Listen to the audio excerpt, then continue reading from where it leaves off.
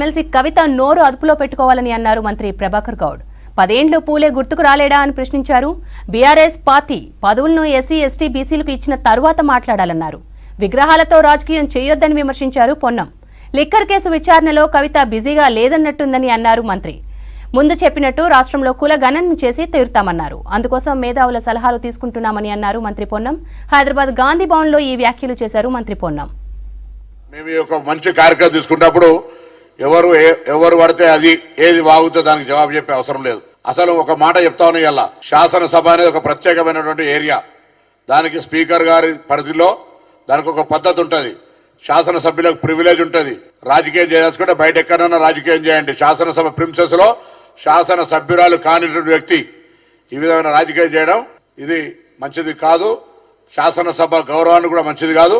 మీరు మీ తండ్రి గారు అధికారంలో ఉన్నప్పుడు 10 సంవత్సరాలు ఏం చేసినారని అడుగుతాను. దాంతో పాటుగా నిజంగా మీకు బలహీన వర్గాల పట్ల చిత్తశుద్ధి ఉంటే మీరు ఏదో పూలే ట్రస్ట్ అని లేదా ఇంకేదో రకరకాల దేశం తిరుగుతూ ఉంటా ఉన్నారు కదా.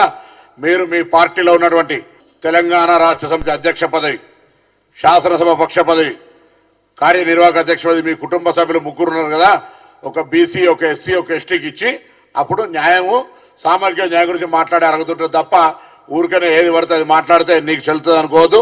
ఇప్పుడు మీరు లిక్కర్ బిజినెస్ లో బిజీగా లేరు కాబట్టి ఊరికైనా బీసీ నినాదం ఎత్తుకొని టైం పాస్ చేస్తా అంటే ఇది బీసీల ఆత్మగౌరవం ముచ్చాడు. ఇక్కడ బీసీల మంత్రి కూర్చున్నాడు. ఎక్కడ పడితే అక్కడ అట్లా కాకుండా జాగ్రత్తగా నాలుక దగ్గర పెట్టుకొని మాట్లాడమని కోరిన. ఇంతకుముందే తెలంగాణ ప్రభుత్వం ఇన్ ప్రిన్సిపల్ డిసిషన్ తీసుకుంది.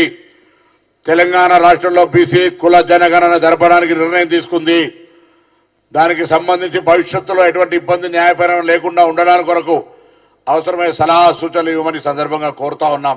గౌరవ ముఖ్యమంత్రి రేవంత్ రెడ్డి గారి నాయకత్వంలో మిగతా మంత్రివర్గ సభ్యులందరి సహకారంతో నిధుల కేటాయింపు, అవసరమైన నిధుల కేటాయింపు కూడా శాఖాపరమైన ఏర్పాట్లు చేస్తూ ఉన్నామనే మాట కూడా ఈ సందర్భంగా మనం చేస్తున్నాం. క్షేత్రస్థాయిలో దీని నిర్వహణకు అయ్యేటువంటి నిధుల కేటాయింపు కూడా జరగబోతా ఉంది.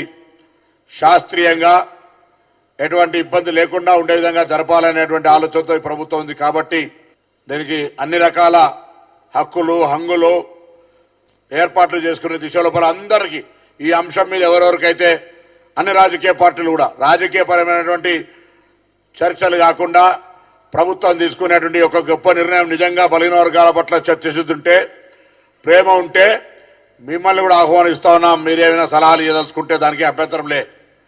ఇది బలహీన వర్గాల ఉన్నతి కొరకు తీసుకోబడుతున్న నిర్ణయం.